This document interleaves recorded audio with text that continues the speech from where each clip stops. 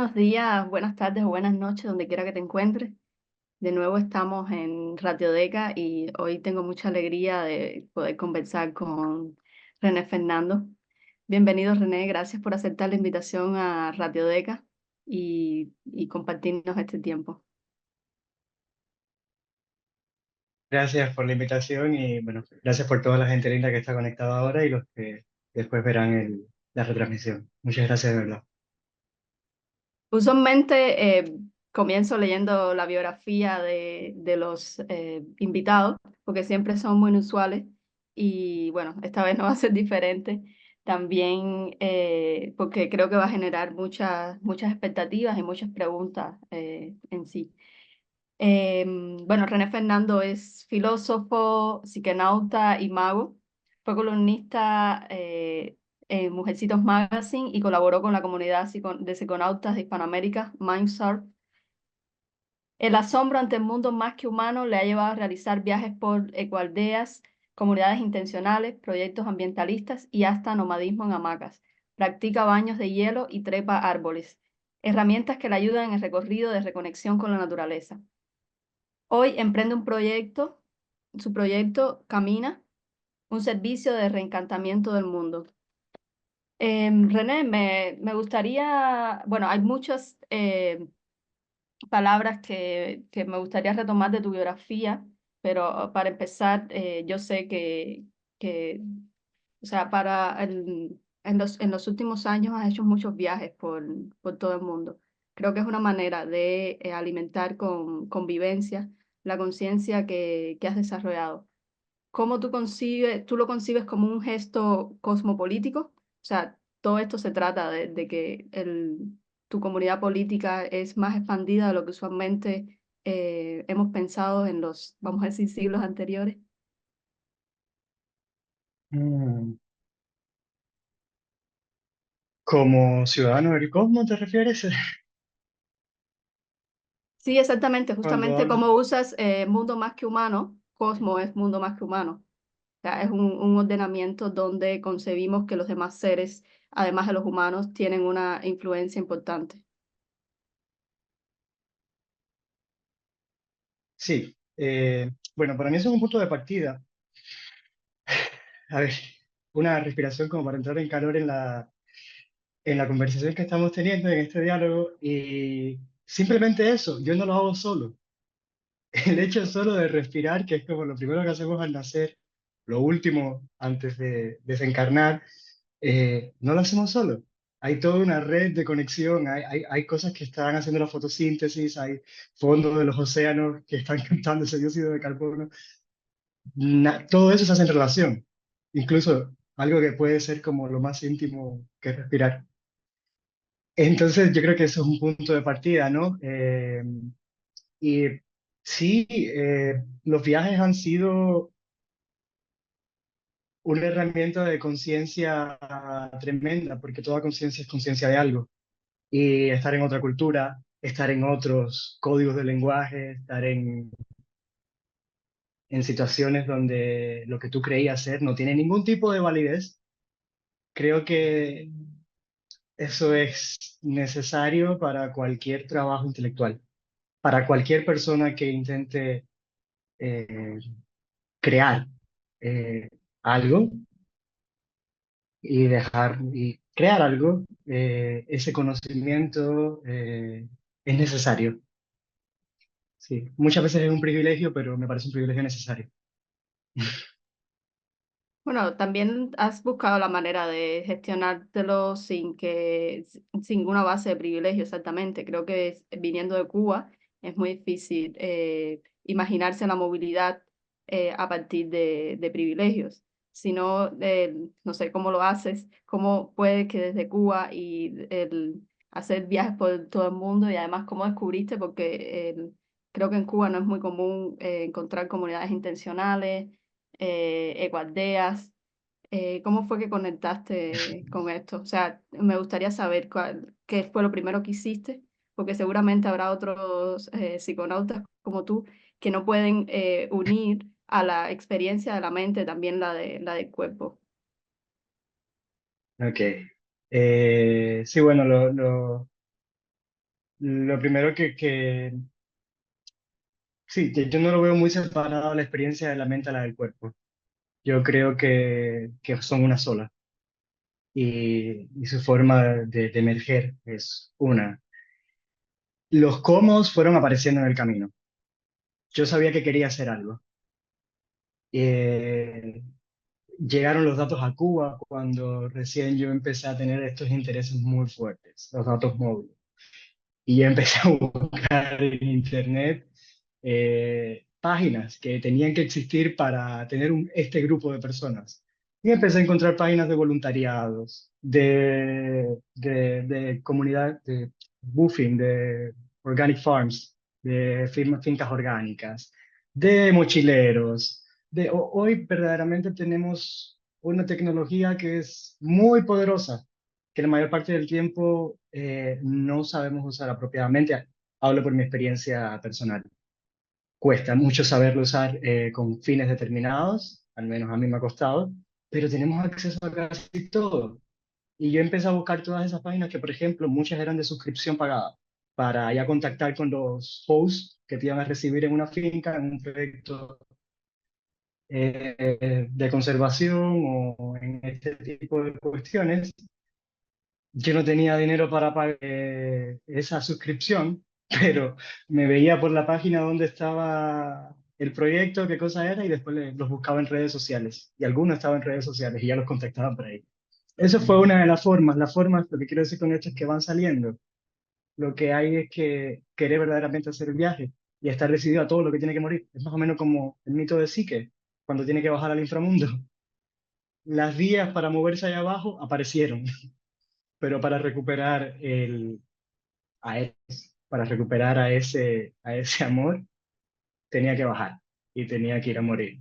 Entonces, sí, como estábamos hablando de psique náutica y me viene Psique y el mito de Psique, sí, los cómo a él le aparecieron ahí abajo.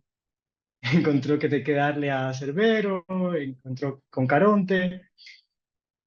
Las puertas se van abriendo, lo que nada, para eso creo que tenemos que estar atentos, porque muchos de los trenes pasan, pero no los vemos pasar.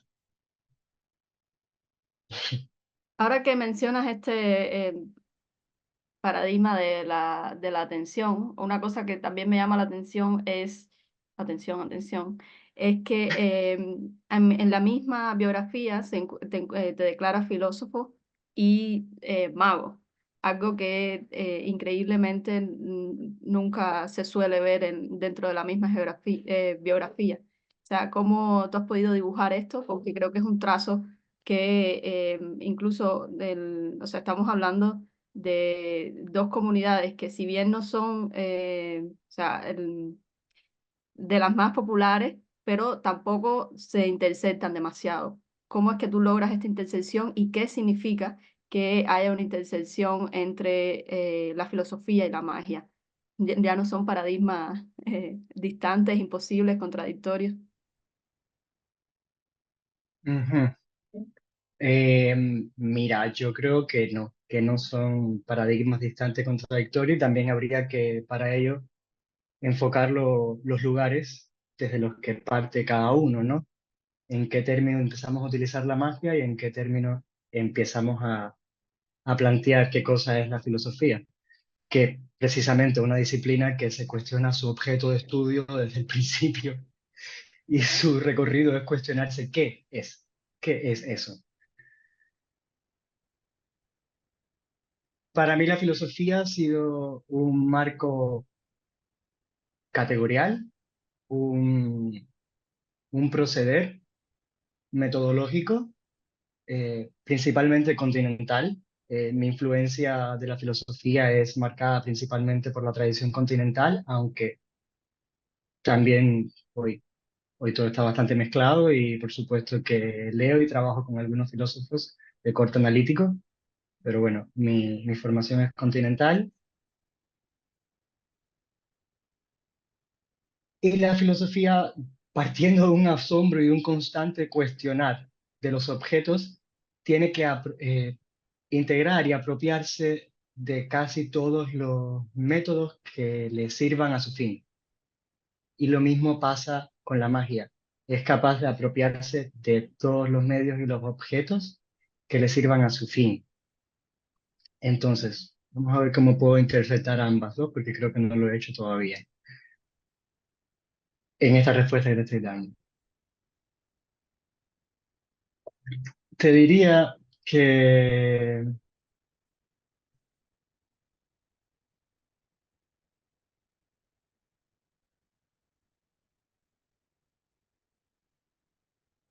sí, te diría que la filosofía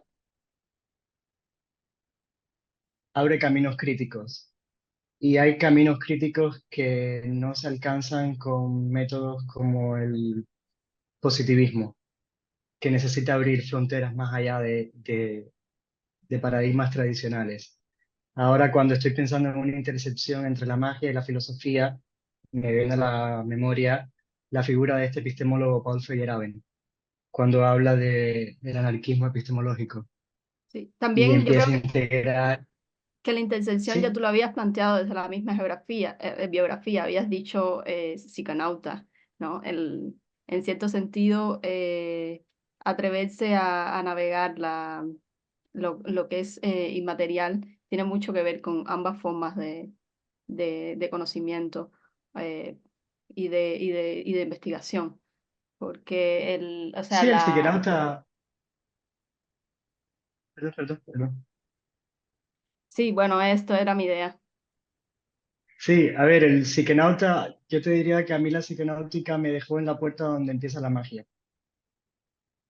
La magia de alguna forma es integración de esos estados de conciencia. La magia es integración de un estado que, para que no sea alucinógeno y se convierta en visionario, necesita una aplicación, una práctica. La magia para mí es práctica, la psiquenáutica es base y la filosofía es la herramienta crítica, digamos. No puedo dejar de cuestionarme las cosas, incluso los axiomas de los que parto, pero sí parto de axiomas que tienen que ver con la magia también. También dentro de una vida humana se dan múltiples roles que no necesariamente tienen que coincidir en el mismo momento. Pero bueno, en este caso, tratándose de métodos de investigación, uno lo que hacen es sobreponerse y alimentarse a cada uno, ¿no? Hay como en este caso, cuando ¿sabes?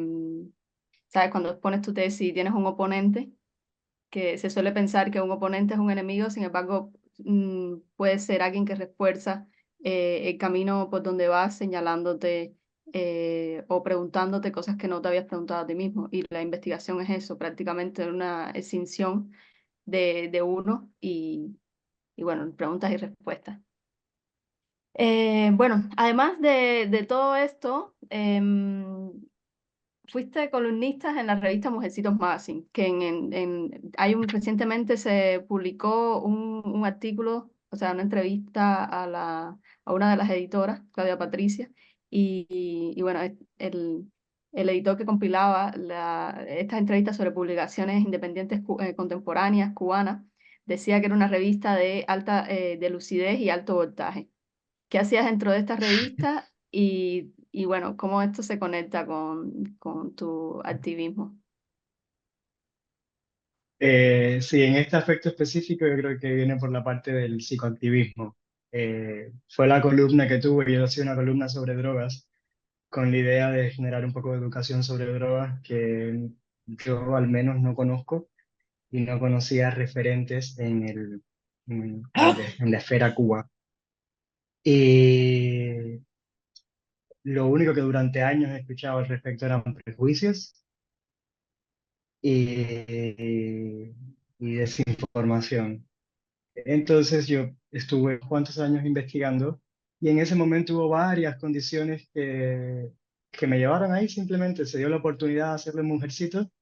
También, bueno, colaboramos, yo estuve desde el equipo fundacional, de los primeros creo que tres, cuatro personas que empezamos haciéndolo y debatíamos como un consejo editorial, trazábamos líneas de a quién le íbamos a dar chucho, de quién le íbamos a reír, porque creo que el humor fue un catalizador muy importante del rol que jugó la revista en ese momento, ¿no?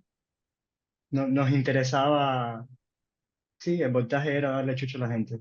Era que María al mismo tiempo era algo bastante íntimo. Mujercito fue un bebé que no llegó a nacer y un bebé que nació.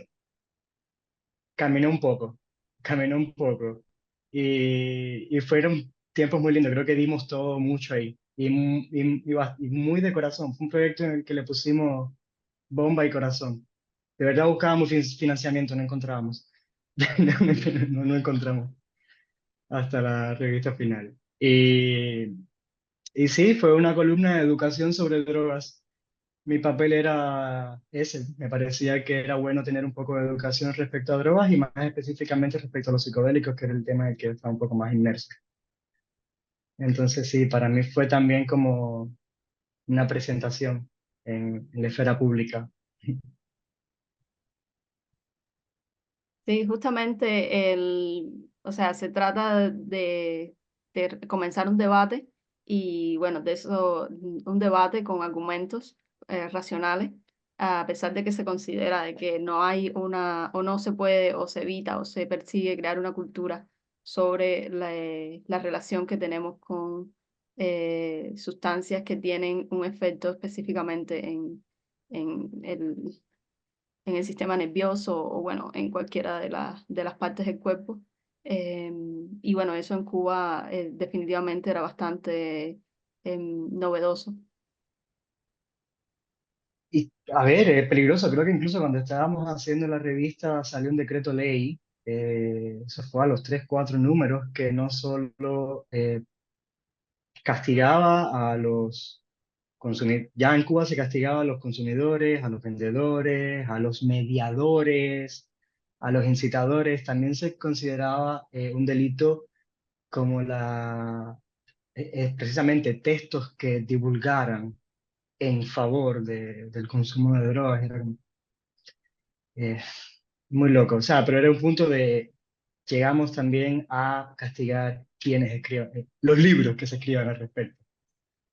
Hasta ese punto de neurosis creo que se ha llegado, o de psicosis creo que se ha llegado en ese aspecto, ¿no? Y se sigue llegando, creo que ahora hay problemas serios de la relación, porque al final los problemas de drogas no son problemas de drogas. Es como decir que el problema del carro es un problema del carro, ¿no? Es la relación que establecemos con eso y cómo nos posicionamos ante eso, tanto como sociedad que como individuos, y la información que manejamos para hacer un uso racional de esas cuestiones. Eh, sí, a nivel general, al menos en Cuba, lo veo que no hemos avanzado mucho de hace 4 años hacia acá. Sacarlo del debate público definitivamente lo hace mucho más peligroso y en cierto sentido, como siempre pasa en Cuba, termina siendo casi todo un crimen de conciencia, porque no hay derecho a a la libre circulación de la información ni a la opinión, entonces, ni al pensamiento. Entonces, el llevarlo hacia los márgenes puede que haga más peligroso esta cultura. Sí, sí, sí, lo hace mucho más peligroso, sobre todo con las situaciones que hay ahora, por ejemplo, de tanta marginalidad, de tanta precariedad. Hay comunidades muy vulnerables a las cuales les está llegando acceso qué sé yo, al químico, que le llaman. Yo no sé ni lo que es el químico como sustancia, pero sí he escuchado que es una cosa extremadamente barata y que están consumiendo los niños, pero sobre todo porque es lo más barato que pueden encontrar para acceder a otro estado de conciencia, en muchos casos, escapar del actual. Entonces, sí, mientras más se lleva y más se aparta del debate público y sean decisiones que solo se redirigen desde el Ministerio del Interior, es muy difícil que se pueda tratar con sensatez. Pero bueno, así se está tratando y así está el asunto. ¿Cuál era tu trabajo en MySurf? Porque MySurf es una comunidad de toda Hispanoamérica y bueno, ahí sí, bueno, creo que también es una manera de explicar cómo entra el filósofo y el mago y el psicanauta y también un poco el activista dentro de lo público haciéndolo, como ya te decía, cosmopolítica. Porque, o sea, lo que me interesa cuando te comentaba lo de la cosmopolítica es que llevas tu cuerpo y tu discurso hacia territorios donde no se considera solo lo humano, sino es un ordenamiento mucho mayor donde también lo no humano tiene, digamos, ¿sabes? Como se dice la fórmula popular, pero que también es la fórmula clásica de hablar de la política. Tiene voz y voto. Mira, sí, Mindset fue una experiencia lindísima. Es una comunidad de psiconautas de Hispanoamérica que funda una politóloga, psicóloga y ahora se está redefiniendo como artista visual digital, Karina Malpica, una muchacha de México, bella Karina, eh, como una plataforma para generar y promulgar el conocimiento sobre drogas. Ella empezó como en 2001, cuando los principios del Internet, con un blog. Y ahí ponía información sobre todo tipo de sustancias que ella iba probando. Y eso fue creciendo, creciendo, creciendo. Mindsurf ha tenido voz en el Congreso de México. Mindsurf, bueno, Karina es profesora de una maestría que se llama Maestría en Cultura y Drogas de la Universidad de Caldas. Es un curso en el que ella también es profesora de Historia de las Drogas. eh, y se fue empezando a alimentar de muchos, muchos, muchos saberes. Y en Mindsurf había los que eran de un corte mucho más cientificista y propios psiquiatras, había chamanes, había psiconautas, había personas que eran más del ambiente rave, había médicos tradicionales, curanderos, había respironautas, había profesores que también exploraban la psique utilizando otro tipo de técnicas como son el yoga, por ejemplo. Y entonces era una confluencia, pero bueno, para mí fue en aquel momento una confluencia de saberes tan linda, con la droga como pretexto. Pusieron las sustancias como pretexto, pero recuerdo que empezábamos todas las clases. Hay un curso que hoy es de acceso gratuito en Internet. Durante 3 años se empezó haciendo con profesores invitados todos los meses. Era un curso de psiconáutica que duraba un año y todos los meses tenía conferencias, papeles a leer, exámenes a pasar y se invitaba a profesores de todo tipo. Y la idea era que todos esos conocimientos pudieran unirse para, como en un juego, lograr la ascensión. Y eso era una comunidad de respeto y tolerancia increíble, sobre todo en temas tan sensibles como estos. Eh, Ahí yo generé contenido, primero fui voluntario de la cuestión de generación de contenido, de los contenidos del curso, nos daban contenido, leíamos, escribíamos al respecto, llevábamos redes sociales, yo era del equipo de redes sociales en la parte específica de contenido. Eh, ¿Qué más hicimos? Bueno, ahí tienen un blog, tienen el curso. Ellos crean muchas actividades físicas, pero sobre todo en México, esenciales, porque es donde reside, en México.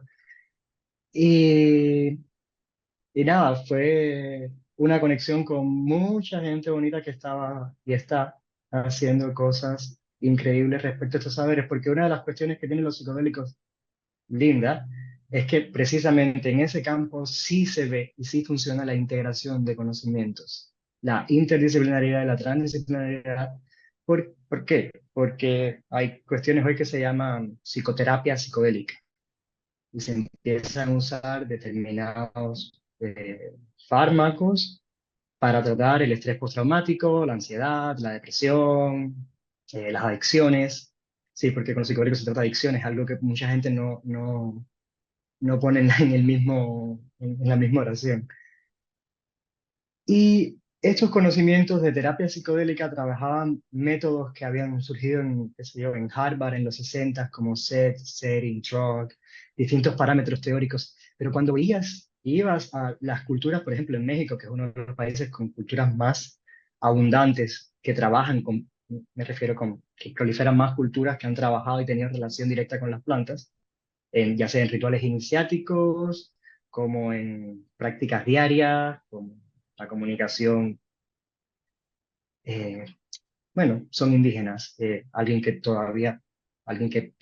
se comunica con el medio vivo que los rodea, con el lugar, con la tierra que los rodea. Entonces, tanto conocimiento indígena que había en México, por ejemplo, que llevaban milenios haciendo lo que los psicoterapeutas estaban haciendo desde los 40, desde los 60. Entonces, la experiencia de un siglo y medio comparado con la experiencia de 20 siglos, 30 siglos, y seguía funcionando, y seguía habiendo una transmisión, sigue habiendo una transmisión, ¿sí? Entonces, es como, wow, espérate, que esta gente sabe cómo se pinche esa tarea. Hay que constar con ellos, hay que unirlos y hay que integrarlos y aprender de ellos. Entonces, yo al menos veía prácticamente todo esto que decía, bueno, es que también tenemos que integrar el conocimiento que no sea académico, yo no lo había visto funcionar. Yo viniendo de la Universidad de La Habana, no sé, tomaba clases con Carlos Delgado de bioética, eh, había todo esto de la pedagogía, pedagogías del sur y conocimiento no bancario y los saberes tradicionales originarios que había que integrar a la academia, yo no lo había visto trabajar. Ahora, los psicodélicos para mí era un campo concreto de cómo trabajaba eso, de cómo trabajaba un chamán, que tú le decías molécula y te decía, ¿qué cosa es eso? Una molécula, ¿no? Eso es el espíritu, pero te curaba la enfermedad. Y había un médico que le decía, el espíritu divino de tu sangre, ¿qué cosa es eso? Bueno, el médico también cura la enfermedad con saberes moleculares. Lo que me refiero es que ambos pueden curar la enfermedad. Ahora, ¿cómo integrar esas dos cuestiones? Ya eso es, yo lo vi como se está haciendo en Mindsurf, por ejemplo, como hay investigaciones transdisciplinarias, e igual hay otras plataformas geniales para eso. Hay una que se llama Chacruna, que trabajan en Brasil y se centran específicamente en la voz de los pueblos indígenas, porque hoy ha habido todo un renacimiento psicodélico potenciado desde los Estados Unidos, o sí, con ellos a la punta. Y, y nada, hay una voz de pueblos indígenas que que han sido muy, pero que muy afectados y muy heridos con todo el fenómeno de la guerra contra la droga. Y bueno, esos son procesos de justicia y de memoria que también hay que practicar cuando venimos a hablar de todas estas cuestiones, ¿no?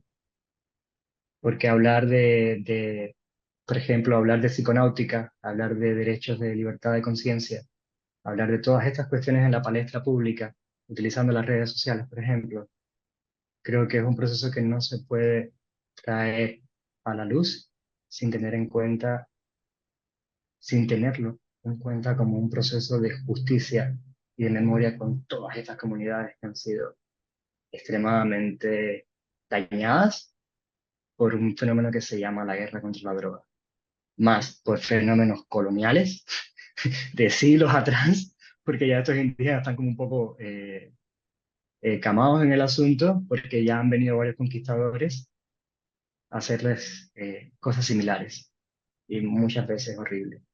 Entonces, el reintegrar todos estos saberes también tiene que venir con esos procesos de memoria y justicia. Sí. Ahora que llegamos a la justicia, a la memoria, te preguntaría cómo es que mantienes el asombro. O sea, siempre que a veces tenemos que conectar con algunos procesos como estos que son de dolor, eh, ¿cómo es posible todavía mantener el asombro?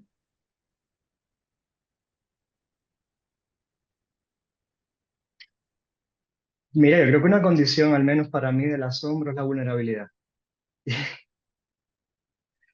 Yo me asombro y puedo llegar a asombrarme cuando me he reconocido vulnerable antes.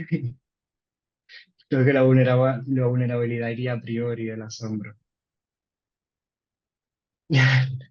Entonces sí, hay procesos de dolor, y hay procesos de pérdida, y hay procesos y hay procesos de organización y de cumplir con la palabra y de trabajar unas horas determinadas y de ganar un dinero y de pagar una cosa, y hay procesos de todo ese tipo. Pero precisamente es a través de eso, yo soy mucho de encontrar lo trascendental en, en lo mundano. Ahí está, ahí está. Y está en constante diálogo todo el tiempo. ¿Quién dijo que la reconexión con la naturaleza era de estar en el campo y en la ciudad? ¿Qué es esto? No somos naturaleza. No somos... Los seres humanos también son naturaleza. Sí, entonces, sí, yo creo que ahí está la pincha, donde tenemos que encontrarlo. No, no va de ir a un lugar donde está. Y es a través, no sé, mira, una de las cosas que yo aprendí de viviendo en comunidades intencionales y la aprendí muy corporalmente, es a trabajar con la mierda. Es el mejor suelo. ¿Qué hacemos con nuestros desechos? Entonces, todos esos ciclos que están en la naturaleza, que ves como no genera basura, lo cierra todo, y al mismo tiempo que te empiezas a integrar todas esas cosas en tu práctica diaria, que tienes que sacar el compost, que tienes que darle los restos orgánicos a la gallina, que tienes que coger los desechos humanos y llevarlo a la compostera esta. Todos esos movimientos para mí fueron tan aleccionadores porque es como, exacto, o sea, el suelo de crecimiento más fértil que hay son nuestros propios, como decimos en Cuba, donde estamos enyesbados, donde tenemos los problemas, donde tenemos las cuestiones enredadas, ahí. Y en esos problemas precisamente es donde tal vez puedas tener esa experiencia divina que Dios, entendiéndolo en su estado omnipotente, no puede tener. En esa fractura, en esa fisura, ahí, Borges decía, y en las grietas está Dios que acecha. Creo que eso era un poema laichín que tenía. Entonces ahí, sí, en las grietas está el asombro, pero hay que ir tras las grietas. Y eso duele cantidad.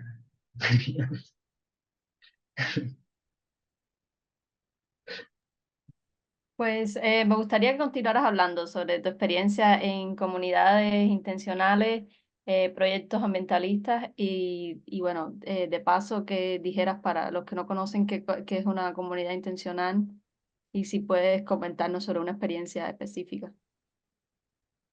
Ok.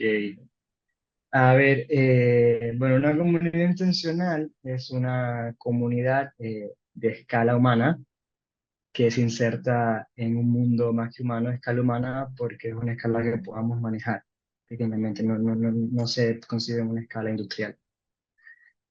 Y es una comunidad en la que sus miembros decidieron estar ahí y decidieron tomar parte del proceso de construcción de la comunidad. Como comunidades intencionales hoy se ven mucho las ecoaldeas, pero no son el único tipo de comunidades intencionales. Hay otros tipos de comunidades intencionales. Hay cohousing, hay otro tipo de comunidades urbanas que no son ecoaldeas, pero funcionan parecido.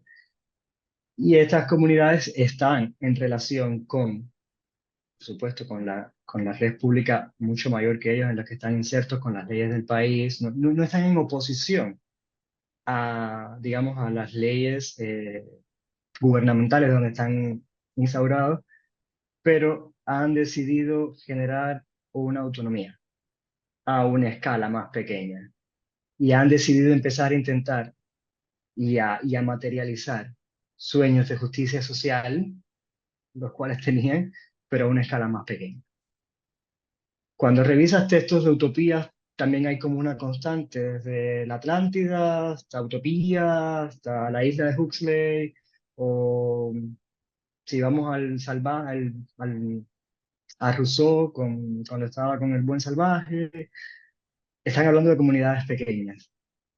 Y hay toda una belleza y todo un discurso de por qué hacerlo en comunidades más pequeñas y no comunidades tan abiertas. Hoy estamos muy conectados o más conectados que nunca con todo el acceso tecnológico que tenemos para ello, pero también es de los momentos que más desconectados hemos estado entre nosotros, que menos valores hemos podido compartir para hacer una vida. Entonces, nada, estas comunidades a veces se denominan como off the grid, fuera del ambiente, pero la verdad es que no. Yo creo que al menos las experiencias que he tenido no lo son tanto. Y bueno, a ver, en estas comunidades estuve en algunas en Nicaragua, en Croacia, en Costa Rica. Ha habido un proyecto acá en Cuba muy polémico de empezar a hacer la primera ecualidad de Cuba, pero todavía es eso, todavía es una idea en gestación y un proyecto. Me estoy refiriendo a Rama, que es un proyecto que ha fundado otro amigo, y bueno, por ahora todavía es su casa y un proyecto de desarrollo local ambiental, pero que se ha ido formando con estas ideas ecoaldeanas. Bueno, estos proyectos de comunidades intencionales, al menos en los que he estado, muchos no, los que he estado practicaban esto del buen vivir indígena y distintos saberes, los que se pueden empezar a integrar como visión. Se practica mucho la relación con el mundo no humano, con el mundo más que humano. eh, y estoy hablando de la implementación de técnicas como, y no solo técnicas, sino filosofías como la permacultura, que es una técnica, pero no es solo una técnica, es más que una técnica. Eh, Hay estructuras de toma de decisiones como la sociocracia. Se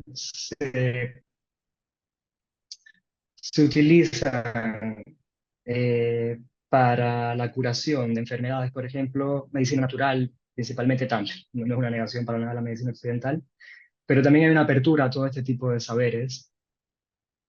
Y mira, también se intenta uno divertir mucho ahí, ¿no? Se intenta, intentar,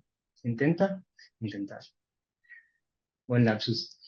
Se, se vive una vida sin excusas, o al menos esa era mi intención.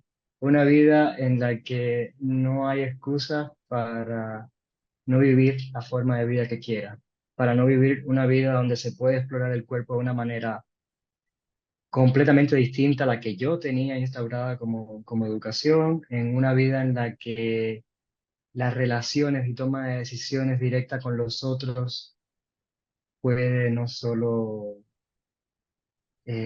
implicar lo racional, sino que puede tener unas conexiones emocionales muy fuertes y muy importantes. Se puede encontrar o al menos yo encontré una expresión de mí mismo, que creo que no lo hubiera encontrado si no hubiera estado en este tipo de comunidades, que de alguna forma las personas tienen un poco no necesariamente tengo que seguir el patrón de vida occidental que me han instaurado, que tengo que graduarme, tengo que entrar en un trabajo, tengo que trabajar tantas horas al día, lo que toca es pagar la casa, lo que toca es un echarse un poco al lado, tomar un poco de distancia de ese curso de la vida que va y desde un lugar distinto empezar a relacionarse con eso. Al menos yo encontré personas así ahí, personas que o tenían una decepción del sistema imperante, personas que estaban buscando un sueño, como yo cuando llegué, mi sueño era como, vamos a crear aquí la isla de Huxley y vamos a combinar budismo hinayana con biología molecular y nos vamos a elevar. Pero tenía, y en parte todavía tengo esos sueños, claro que los tengo. Y, y nada, y es como, mira, bueno, hazlo en este pedazo de tierra. Vamos a ver cómo sale en este pedazo de tierra. vamos a ver si lo puedes hacer funcionar para este ecosistema.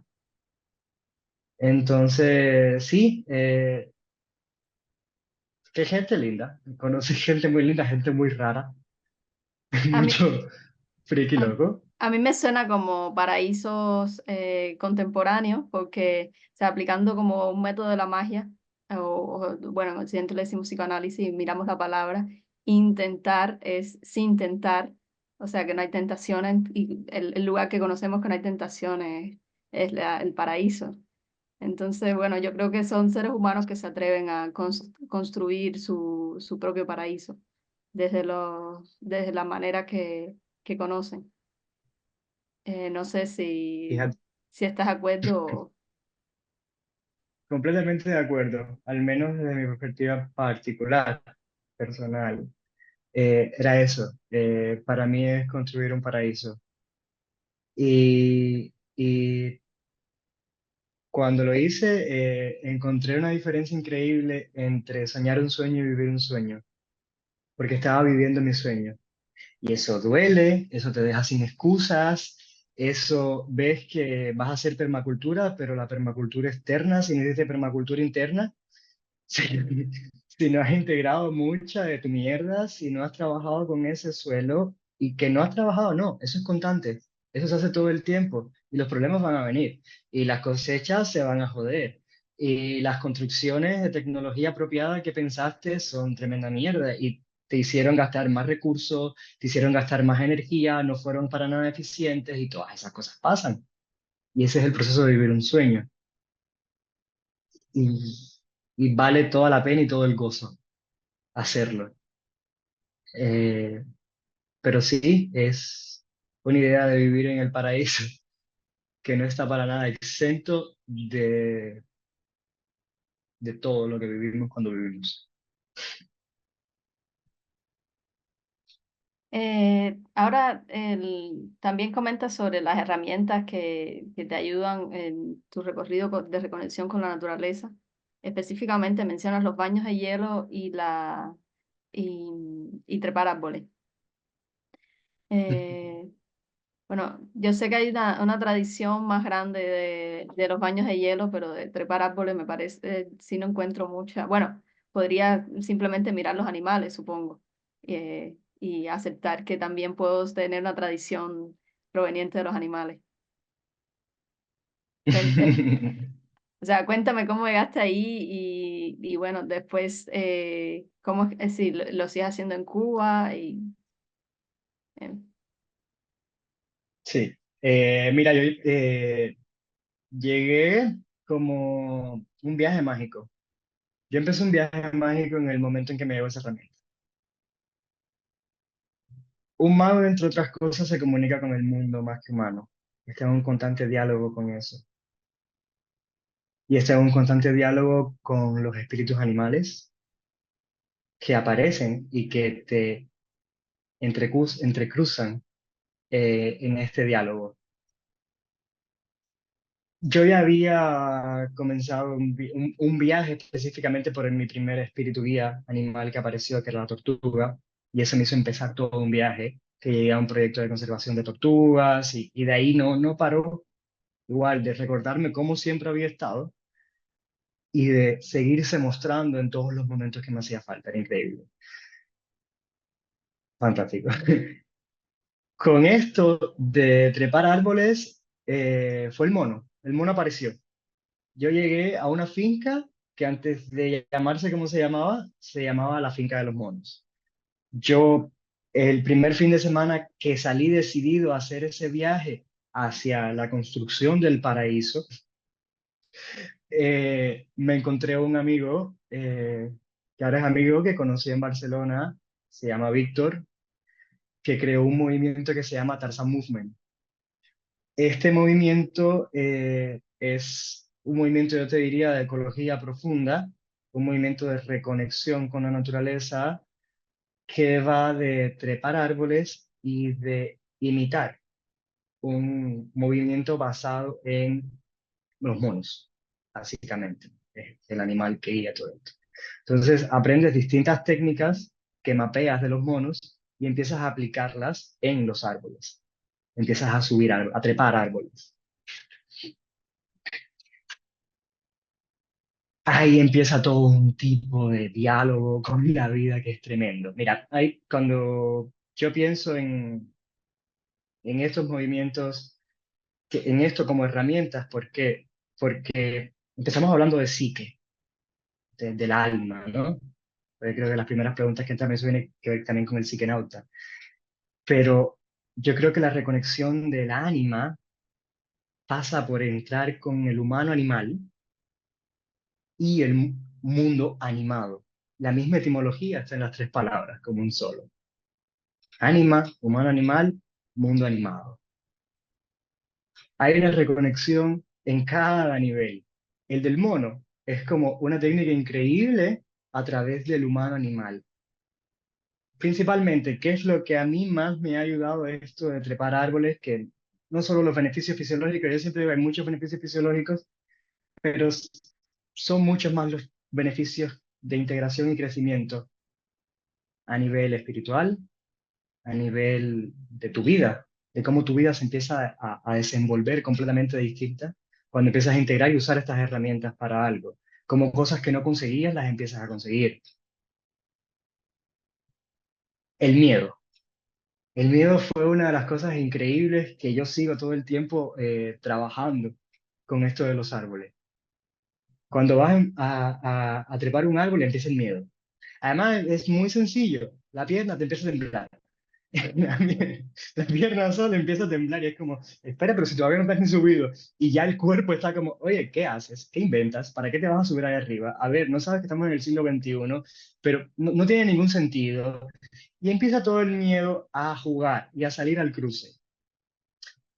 Y la idea es, atención, hay movimientos para ellos. Sigue usándolo.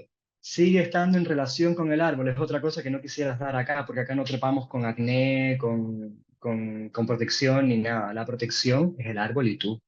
Y no el árbol y tú, es tu relación con el árbol y con el mundo que te rodea, porque hay un estado de presencia que tienes que desarrollar ahí tremendo, porque no solo es el árbol, hay animales. Y no solo animales de grandes, una serpiente, tal, hay hormigas. Las hormigas, algo tan insignificante y tan significante como las hormigas, qué tan difícil de sobrellevar es eso. Pero bueno, ahí empieza la relación con el árbol y el estar, y empieza el miedo a interceder, y empieza el miedo a aflorar. Bueno, y tengo miedo. Pero es que después, ¿cómo me voy a bajar del árbol? Mira cómo está funcionando el miedo. Está pensando en un después cuando no ha llegado ni arriba. No has subido y ya estás pensando en bajarte. Ahí es una de las formas de acatar el miedo. Y sobre todo, el miedo casi siempre está antes. El miedo nunca está en la acción, el miedo nunca está en el momento, el miedo está antes. El miedo ya te tuvo antes. Y uniéndolo un poco con esto del camino mágico, yo estaba creyendo estos días firmemente que el miedo son las esfinges. En magia, las esfinges, bueno, desde la antigüedad se ponían en la entrada de los templos para custodiar cuestiones de valor. Siempre había una esfinge que te impedía entrar al templo. La lógica de la esfinge siempre va a aparecer al cruce cuando estás en el recorrido hacia algo valioso. Ahora, la lógica de la esfinge tiene tres formas de detenerte, según la Escuela de los 11 Pasos de la Magia de José Luis París. La esfinge te detiene con espera. En el momento en el que esperas, en el que empezaste a esperar por algo y dejaste de dirigirte hacia lo que dijiste que quería dirigirte, ya ahí la esfinge tomó lugar. Te separó de lo valioso porque te puso a esperar. Lo otro, justifico. Tengo todas las justificaciones de por qué no debo, por qué no puedo, por qué no es bueno y por qué no sé lo que estoy haciendo. Entonces, encuentro todo tipo de justificación para no hacerlo. Esa es la tercera. La segunda, la tercera sería combatir hacia afuera. Hay alguien que me impide hacer lo que yo quiero y está afuera. Es el gobierno, es mi jefe, es mi mamá, es lo que sea, pero cuando acabe con eso, yo lograré lo que quiero. Entonces, si esas tres lógicas salieron al cruce, te dice que la esfinge ganó la partida. Las esfinges siempre van a estar saliendo una y otra vez, como el miedo va a estar saliendo una y otra vez. El miedo no es ni bueno ni malo. Es algo que tenemos en común todos los humanos. Es una cosa que nos une. Estamos unidos por el miedo. Tanto estamos unidos por el miedo que los estados modernos que tenemos hoy en día vienen de un texto lindísimo, bello, que es el Leviatán. Y Hobbes, una de las frases más memorables que yo recuerdo de Hobbes es, cuando yo nací, nació conmigo mi hermano gemelo, el miedo. Y de ahí vienen todos los estados modernos del Leviatán. El miedo está ahí. El miedo está ahí para ayudarnos a construir.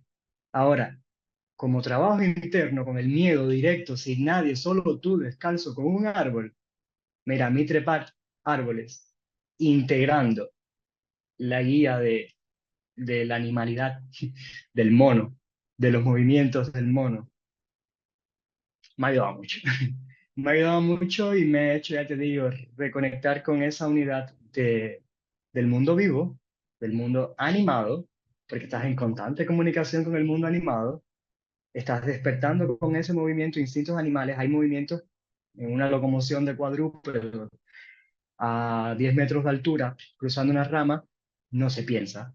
No se piensa cómo estás haciendo el paso y cómo estás haciendo la sincronización, simplemente la haces, caminas. Y para caminarla hay que despertar ese humano animal que está ahí, simplemente está muy adormecido por la vida que llevamos de un siglo para acá que es bastante cómoda. Es bastante cómoda porque nos movemos en temperaturas estables casi todo el tiempo, ya vivas en frío, vivas en calor, tu rango de temperatura es más o menos la misma, nos ponemos tejidos y ropas que nos dan un confort determinado y que hace que la relación de tu piel con el entorno sea completamente distinta, mucho más aislada. Estamos aislados en zapatos, no tenemos una conexión directa con el magnetismo normal de la Tierra. Incluso eso se refleja después en nuestra postura con tantos problemas de lumbares, de rodillas, de columnas y sí, tenemos una comodidad determinada que nos hace olvidar bastante esa animalidad. Y esa animalidad, por ejemplo, con los baños de hielo, es una de las formas de reconectar. También, ¿por qué? El baño de hielo es toda una metodología, no es solo meterse en hielo, ¿no? Yo, yo personalmente, la metodología que más sirve para esto es la metodología de Wim Hof, que es un holandés que desarrolla este método de los baños de hielo, con una historia de vida bastante bonita y bueno, no es un gurú, pero es un maestro de muchas personas y una persona que ha generado toda una comunidad y un movimiento universal que a la vez también tiene una novedad, una diferencia específica en cuanto a que es un movimiento que se mueve por estas cuestiones espirituales de que la mente puede ir sobre la materia y puede acomodarla a lo que sea, y lo ha hecho a través de la integración con el lenguaje académico. Él se ha prestado de cobaya de trata de laboratorio y es un método al cual se le ha hecho muchísima investigación académica. Tiene investigaciones en un centenar, no sé si ha llegado ya a más de centenares de investigación de su método de distintos tipos. Entonces es en nuestro lenguaje contemporáneo un saber que es muy primario.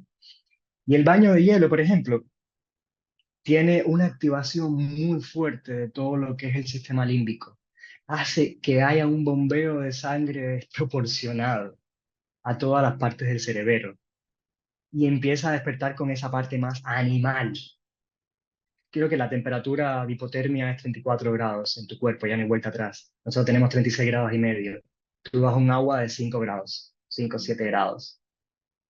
Eso es un momento que ahí lo que toca es una rendición y estar simplemente ahí que el cuerpo va a sacar toda su memoria celular y toda su capacidad de poder estar ahí. Va a generar todo el calor interno que tenga que generar para él no morir en el intento. Entonces, todo ese proceso de revolución corporal te llega a conectar con estas partes más primarias y más animales, que casualmente también está relacionada, tiene correlaciones neuronales con las emociones y con la memoria. Entonces, es un proceso muy sensible, es un proceso muy del alma, ¿no? También. Todo ese revolverte de ese lado primario es el mismo que te va a conectar con esa memoria también, que te va a hacer integrar esa memoria, que te va a hacer llegar, por supuesto, con una intención para trabajar en ese periodo y vas a tener respuestas de ese lado animal sobre la intención que tuviste antes. Por eso te digo que es toda una metodología, ¿no? Te digo, no lo he explicado del todo, pero sí, es una metodología que se mueve no solo con el hielo, sino con respiraciones específicas. Y lo más importante, lo que une todo el método es una intención, es un mindset, una mentalidad de por qué estamos haciendo todo esto. En mi caso, yo encuentro eso, yo encuentro una herramienta para unir otra vez y para tener la experiencia de la sutura simbólica que le voy poniendo. A mí me fascinaba, me enamoró. Yo fui un enamorado prácticamente innato en la carrera de las ideas de Giordano Bruno, de Spinoza, de Bersón, de, del Círculo de Eranos y toda la panda de la transpersonal y Jung. Yo era enamorado de todas estas cosas. Los psicodélicos, los movimientos primales, la reconexión con estos elementos a través del frío, por ejemplo, lo que me han hecho es poner la experiencia a cómo se siente todas estas cosas. ¿Cómo se siente ser uno? Por ejemplo, Wim Hof tiene un resumen muy práctico y muy bonito de lo que puede generar esto de los baños de hielo y del método Wim Hof. Él te dice, mira, esta reconexión con la naturaleza, porque él también dice que todo lo aprendió en los bosques y que este conocimiento vino de los bosques. Y tiene sentido porque acá en Cuba hacemos un baño de hielo en una tina. Si estás en Europa, te vas a irte a algún río en invierno. Y esa memoria que vas a despertar, que está en una memoria celular, es una memoria de los bosques también. Es una memoria que está en esos ríos. Entonces, Wim Hof dice, mira, estar más reconectado con la naturaleza es estar más feliz, más saludable y más fuerte. Ya, todo lo demás sobra. Entonces, ir a esta reconexión con la naturaleza, yo coincido bastante con él que nos ayuda a estar más feliz, más fuerte y más saludable.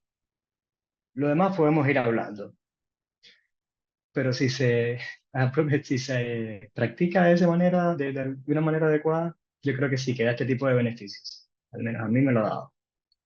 Y también creo que, que es un método que, ya te digo, estamos llevándolo en un lenguaje contemporáneo y yo me lo creo porque, bueno, tiene investigación científica y tiene no sé qué cuántos papers, y he leído aquí, allá, investigado, he visto experiencia, he contrastado, pero también sé que ese mensaje es bastante elemental. Ese mensaje viene de los bosques. Ese mensaje viene de ahí, esa memoria está ahí. Esa memoria con la que estamos reconectando, esa memoria que está en tu sangre bombeando a 10x más de lo que normalmente bombea, dándole 2 vueltas y media al planeta. Es también la memoria de los ríos, es también la memoria de los bosques. Son memorias muy originarias en ese aspecto. Entonces, cuando yo lo veo como una reconexión ancestral, toda memoria es actualización en el presente. Esa memoria ancestral está aquí y ahora. Y hay formas de reconectarse con ello. Y lo más importante, ¿qué haces después con eso?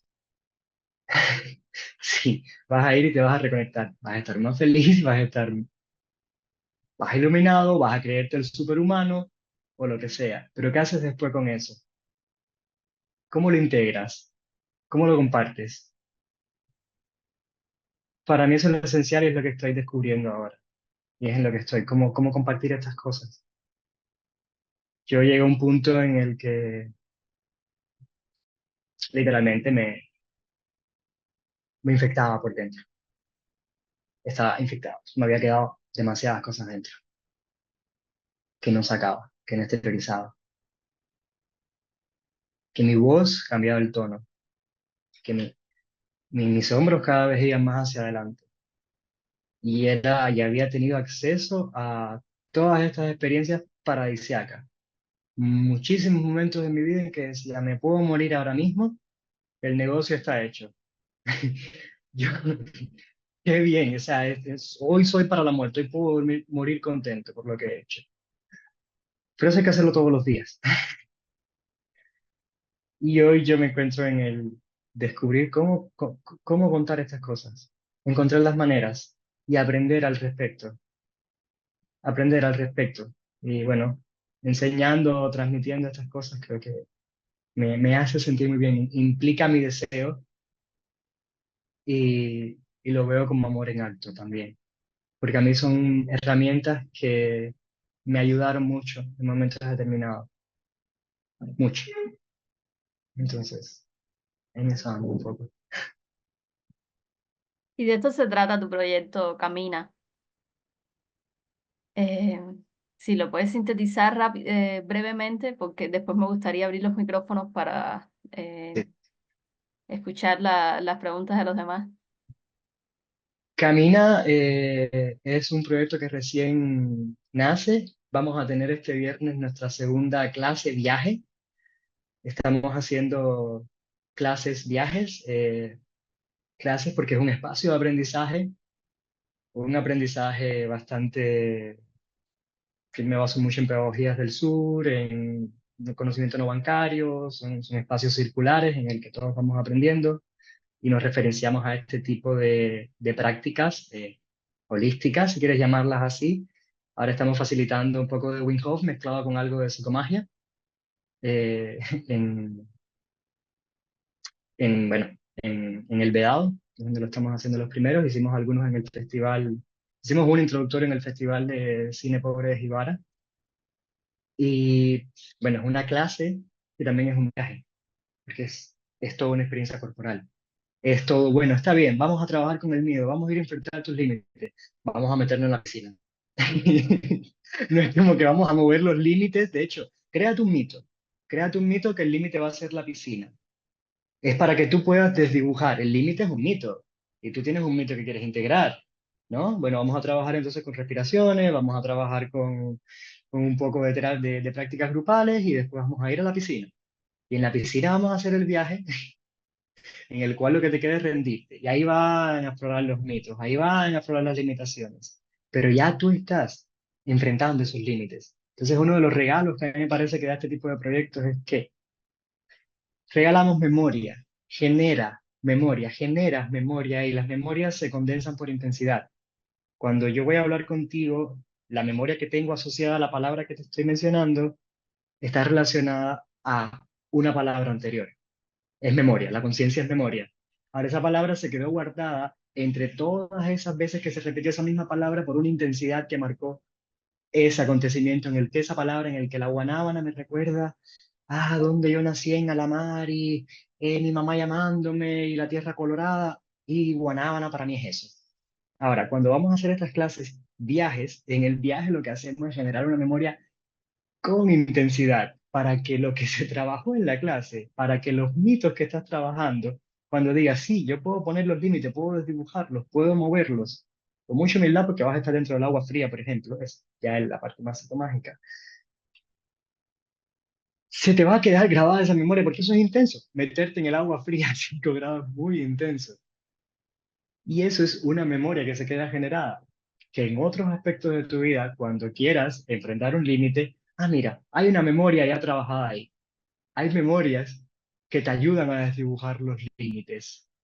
Entonces, sí, es un proyecto de reencantamiento del mundo. El reencantamiento, eh, creo que el término incluso de desencantamiento viene de Weber, de Max Weber, y se refería, bueno, imagínate, y yo decía, claro, claro que viene de Weber. Yo no lo he leído donde él lo ha dicho, pero he leído algo de sus temas sobre la burocracia. Creo que la burocracia nos desencanta la vida.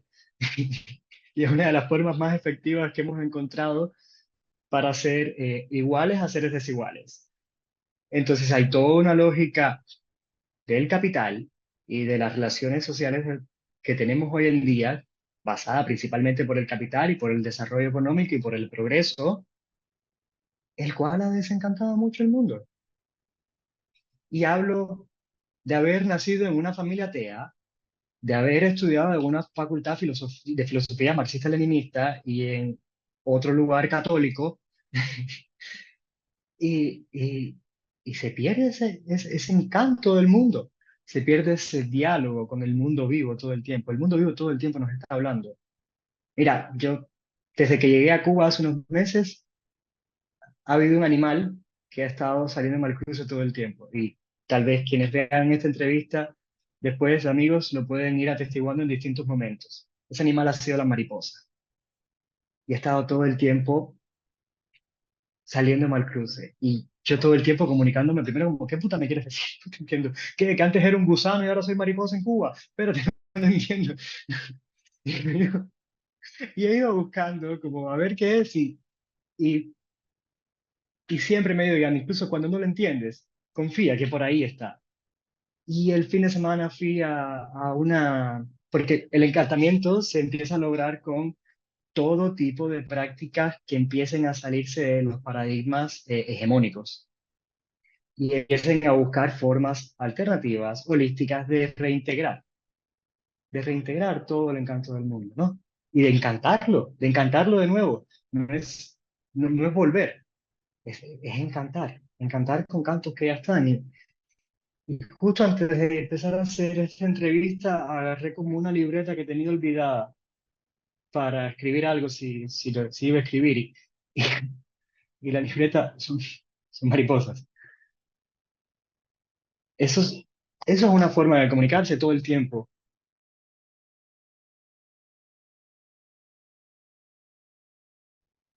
Es, es una forma de desdibujar los límites. Sí hay límites, siempre hay límites, pero son mucho más allá de lo que creemos. Tal vez mucho más acá.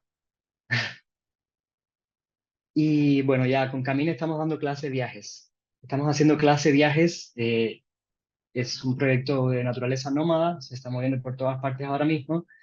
Y la idea es facilitar, no solo yo, pero en principio yo, experiencias transpersonales que puedan ser integradas. Ahí podemos incluir respiraciones, podemos incluir baños de hielo, podemos incluir movimiento de naturaleza, podemos incluir trabajo con plantas. Aquí no, porque aquí todavía no es legal. Pero podemos incluir todas estas cosas para el reencantamiento del mundo. Y es un espacio de aprendizaje, de enseñanza, pero es un viaje, pero la vida es un viaje. Y porque cuando decimos clase de viaje, tiene tremendo flow, queda bien. Entonces la gente, voy a darme un clase de viaje y nada. Tiene sentido así. Ahora sí, a ver, si quieren hacer una pregunta, pueden abrir el micrófono y saltar dentro de la conversación. Evelyn. Hola, me ha gustado mucho, he disfrutado mucho de este tiempo, podría estar mucho más. Em, bueno, yo tenía varias preguntas, pero al final lo he sintetizado en una, que es, ¿qué paraíso sueñas y crees que es realizable? Y tendría otra segunda que sería, ¿cuál es el camino más eh, sintetizado, ¿no? Para llegar a él? Como, ¿cómo podrías resumir el camino para llegar a ese paraíso realizable que sueñas?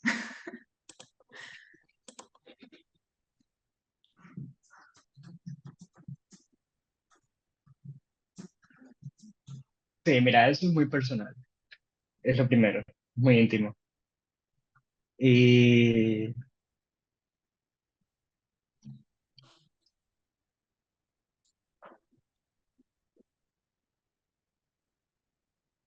yo ahora mismo creo que el paraíso es ahora, cuando logramos estar en estado de atención.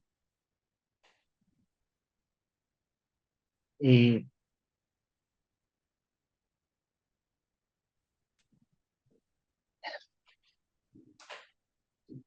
sí, Eve,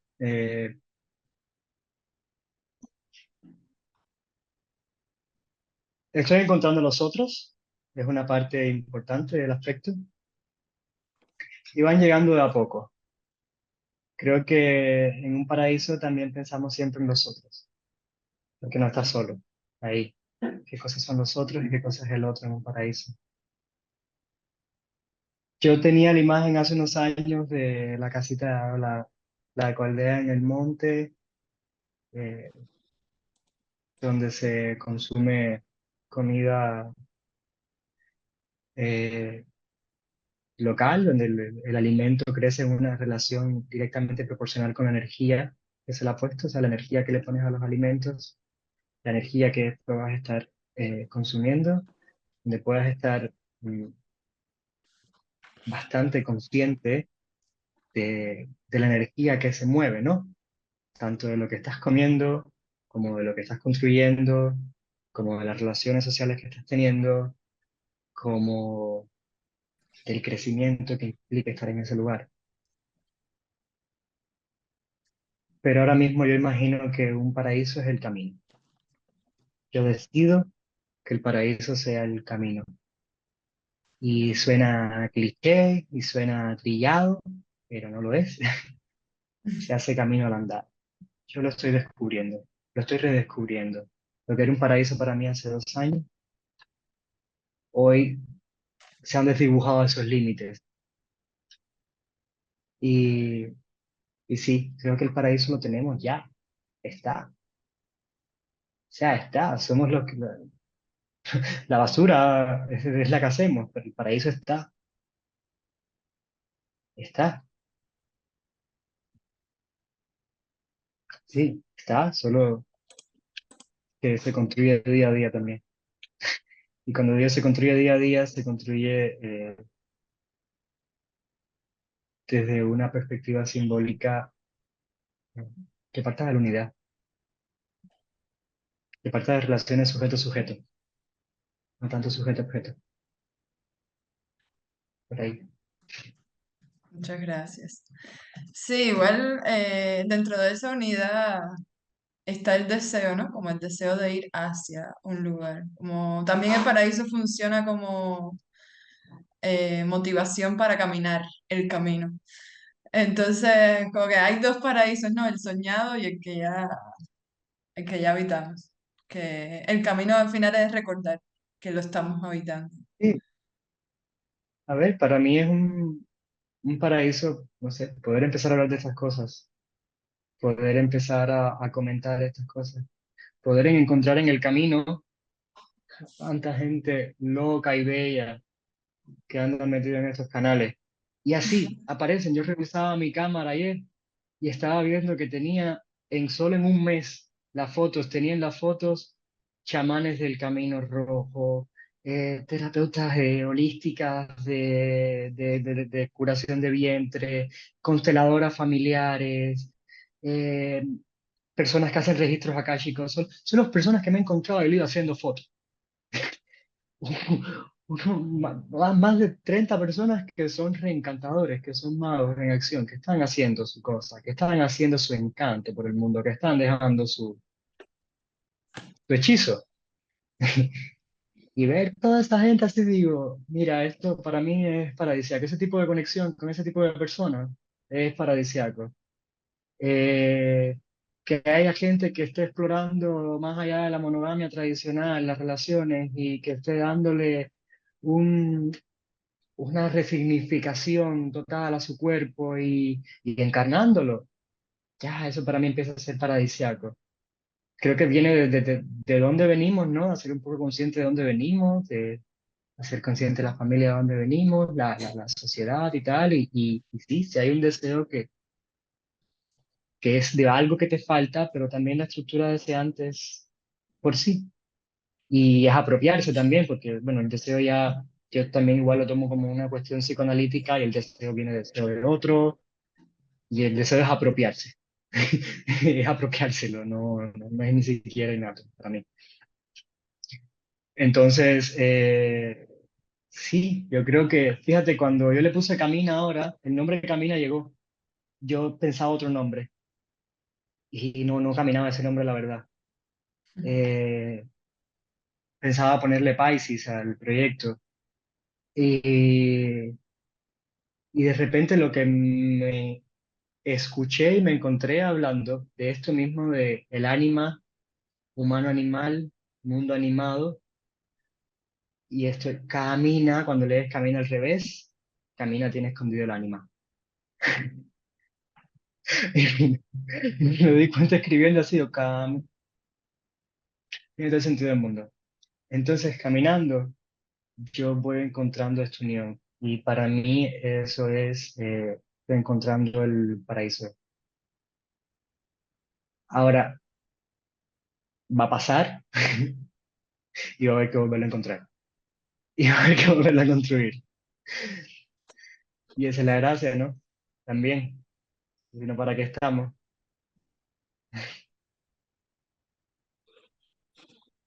Gracias. ¿Alguien más quiere hacer una pregunta? Por supuesto, René, vamos a dejar aquí tus contactos porque o sea, creo que tienen múltiples conversaciones en una sola y que por supuesto no se va a terminar y quienes vean el video y tengan más preguntas pueden contactar a René o a Radiodeca, cualquiera de nosotras, para continuar la conversación con René. Por supuesto, nunca se acaba. Román, ¿quieres hacer una pregunta? No, no tengo una pregunta, pero solamente quería agradecer esta charla que, no sé, muchas cosas que venía pensando que resonaron muchísimo y, no sé, necesitaba escuchar todo eso. Así que muchas gracias. Y bueno, le agradezco a todos, especialmente a René por bueno, acercarse a Radiodeca, compartir estos descubrimientos con nosotros. Y bueno, eso, invitarles a que sigan conectados con Radiodeca, con René. Vamos a dar en la descripción todos los contactos. Y por supuesto, que siempre seguimos aquí uniendo ciencia, poesía, arte, filosofía, ahora mismo magia y también psiconáutica. Muchas gracias, René. Un saludo grande para ti, un abrazo grande eh, y, y espero seguir encontrándonos. Ya. Bueno, buenas noches. Gracias. Buenas noches. Buenas noches. Hasta pronto. Gracias. Chao, chao.